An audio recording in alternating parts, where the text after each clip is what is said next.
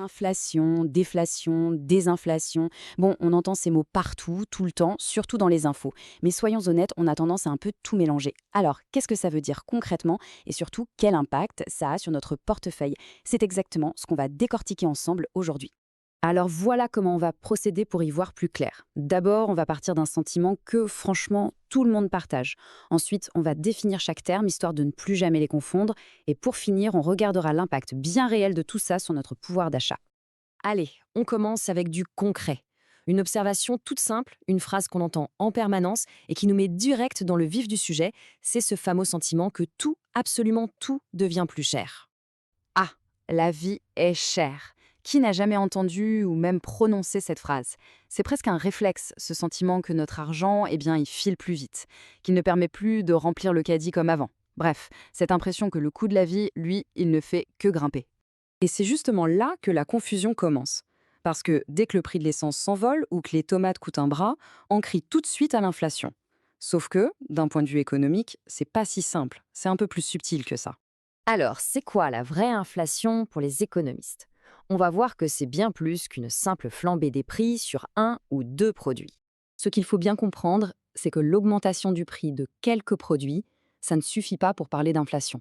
Non, le phénomène doit cocher plusieurs cases, répondre à des critères bien précis pour être qualifié comme tel. En fait, pour qu'on puisse vraiment parler d'inflation, il faut trois conditions, et elles sont toutes essentielles. D'abord, la hausse des prix doit être générale. Ça ne touche pas qu'un seul secteur, mais bien un large panier de biens et de services. Ensuite, elle doit être durable. Ce n'est pas juste un coup de chaud temporaire, ça s'inscrit dans le temps. Et enfin, le phénomène doit être auto-entretenu, c'est-à-dire qu'il a tendance à s'alimenter tout seul. C'est vraiment la combinaison de ces trois éléments qui définit l'inflation.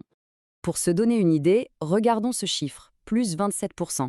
Ça, c'est l'augmentation du niveau général des prix, mesuré par un indicateur qu'on appelle le déflateur du PIB, entre 2015 et 2019.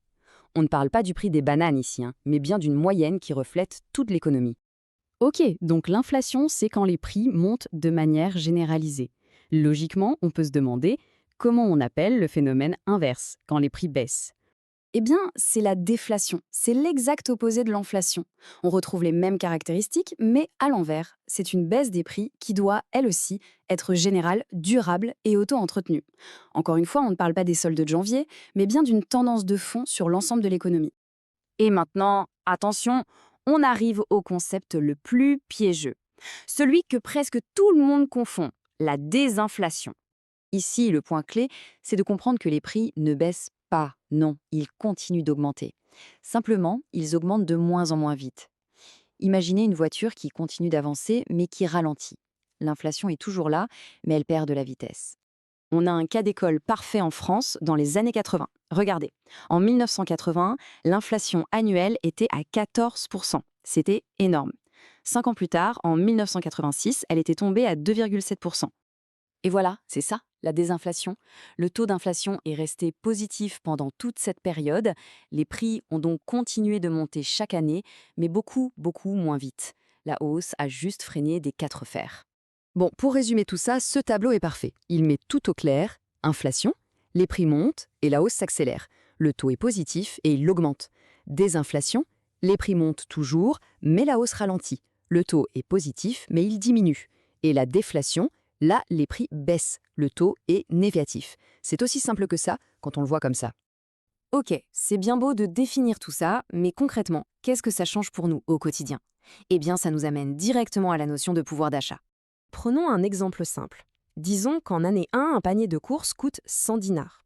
Quelques années plus tard, en période d'inflation, ce même panier, avec exactement les mêmes produits dedans, coûte 127 dinars. C'est simple, l'argent a perdu de sa valeur. Le résultat, c'est que notre argent nous permet d'acheter moins de choses qu'avant. C'est ça, la perte de pouvoir d'achat. Et c'est vraiment la conséquence la plus directe, la plus palpable de l'inflation pour tout le monde. On pourrait se dire qu'un ralentissement des prix, c'est une super nouvelle. Et c'est souvent le cas. Mais ça nous amène à une dernière question un peu contre-intuitive. Que se passe-t-il si ce ralentissement va trop loin et qu'on bascule de l'autre côté vers la déflation? Parce que si on pense que la hausse des prix est un problème, on verra peut-être un jour que la baisse généralisée des prix peut en être un encore plus redoutable pour une économie.